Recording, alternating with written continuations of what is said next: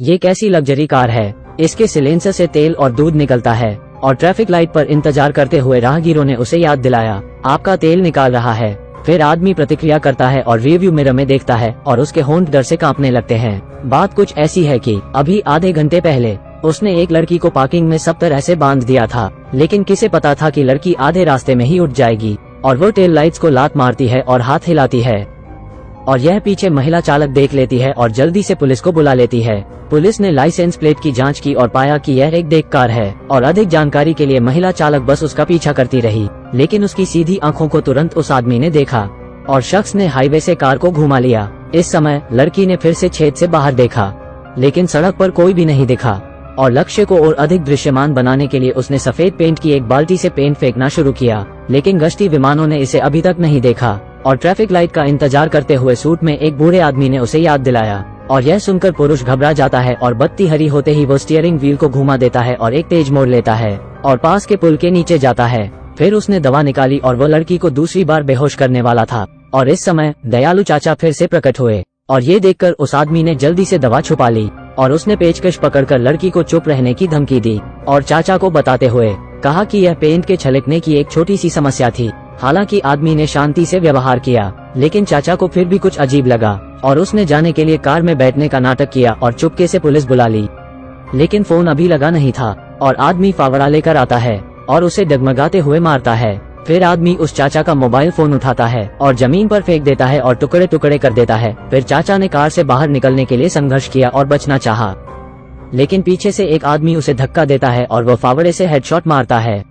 सौभाग्य से उनकी दवा भी कुचल दी गई थी। फिर पुरुष रुकने की हिम्मत नहीं करता, अपने शरीर पर लगे खून के धब्बे पोंछता है। फिर उसने अंकल की कार बदली और भागता रहा, लेकिन उसे उम्मीद नहीं थी कि यह कार एक हाई एंड कार होगी। और जब वो कार में तेल भर रहा था तो लड़की डिक्की से बाहर निकलती है, अपने सामने एक कार्यकर्ता को भी देखती है। लड़की का अपहरण कर लिया गया था। जब गैंगस्टर बाहर होता है वो ट्रंक से बाहर निकलती है और अपने सामने एक कार्यकर्ता को देखती है और मदद के लिए चिल्लाने लगती है और चाचा ने उसकी मदद के लिए पुकार सुनी और वो तुरंत चाकू से गैंगस्टर का सामना करता है और गैंगस्टर पागल हो जाता है और तेल की बंदूक निकालता है और उसे पूरी तरह से भिगा देता है। फिर उसने लाइटर निकाला और आग लगाने के लिए उसे फेंक दिया और देखते ही देखते अंकल भी मर जाता है।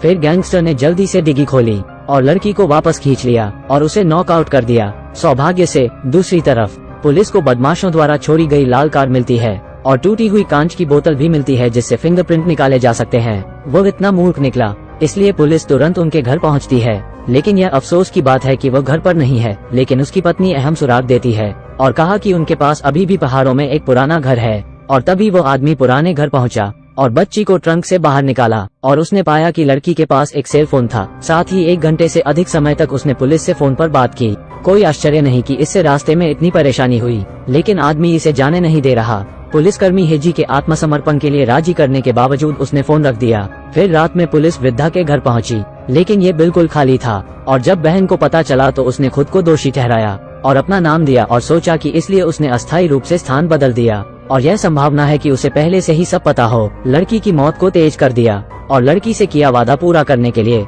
मिस हे हार नहीं मानती। अनुशंसाओं ने रिकॉर्डिंग को 1 घंटे से अधिक समय तक बार बार सुना। अंत में उसने वास्तव में सुना। जब लुटेरे को फोन मिला तो धातु के प्रभाव की इतनी स्पष्ट ध्वनि है। फिर इस आवाज को खोजने के लिए वो फिर अकेले पुराने घर में जाती है और चारों ओर सन्नाटा होने के कारण यह आवाज बहुत ही कर्कश होती है। उसने आवाज का पीछा किया और चली गई और यह उसके बगल में निकला झंडा था।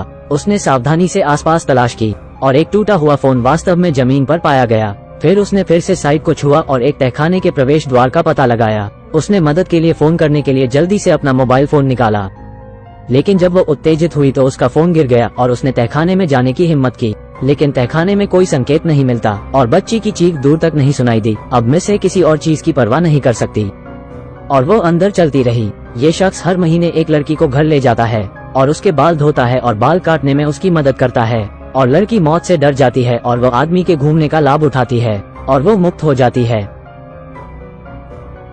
और लड़की भाग जाती है और एक कमरे में जाती है, लेकिन उसे यहाँ के दृश्य की उम्मीद नहीं थी। बाहर के आदमियों से ज्यादा डरावना इसमें क्या है।